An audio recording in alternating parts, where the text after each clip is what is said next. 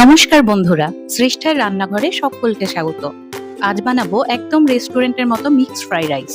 এটা বানানোর জন্য আমি 2 কাপ মানে 400 গ্রাম মতো চাল নিয়েছি। চালটাকে হালকা হাতে ভালো করে 2-3 বার ধুয়ে নিতে হবে।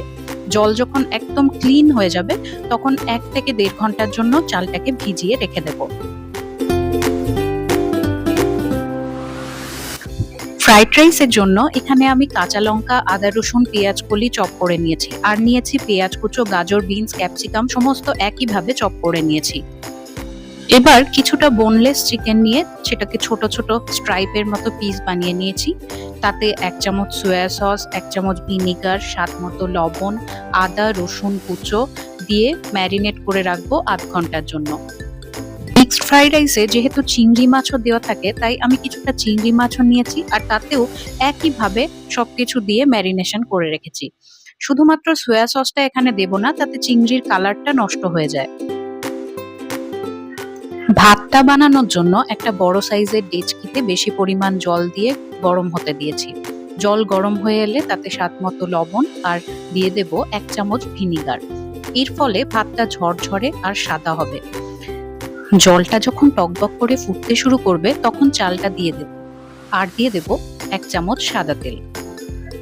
বাসমতি চালের ভাত হতে বেশি সময় লাগে না, তাই 2-3 মিনিটের মধ্যেই চেক করে নিতে হবে যে ভাত আঙুল দিয়ে প্রেসার দিলে 2 টুকরা হয়ে যাচ্ছে কিনা।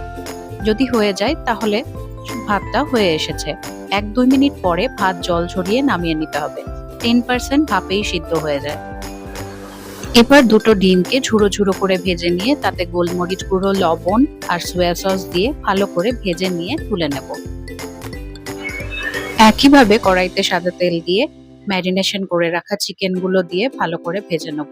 চিকেনগুলোকে ঢাকা দিয়ে সিদ্ধ করে নেব এবং নামানোর আগে একটু গোলমরিচ দিয়ে ভালো করে ভেজে নিয়ে তুলে নেব।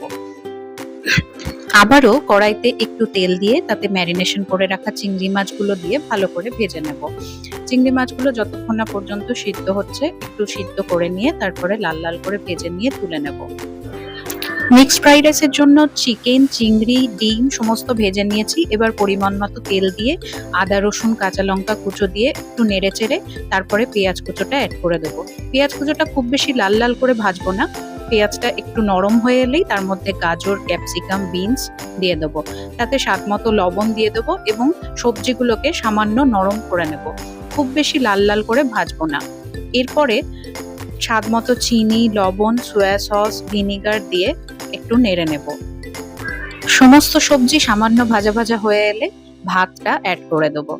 ভাতটাকে খুব হালকা হাতে মেশাতে হবে, না হলে ভাত ভেঙে যেতে পারে, আর ভেঙে গেলে ফ্রাইড রাইস দেখতে একেবারেই ভালো লাগবে না।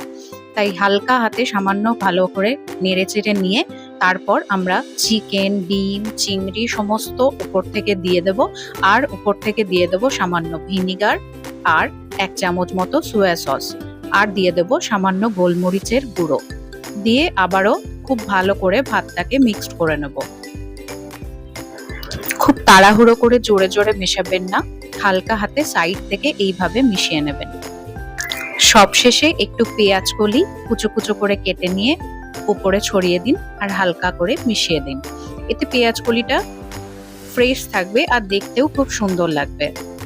আমাদের ফ্রাইড রাইস তাহলে রেডি হয়ে গেল। এবার পরিবেশনের জন্য একদম রেডি।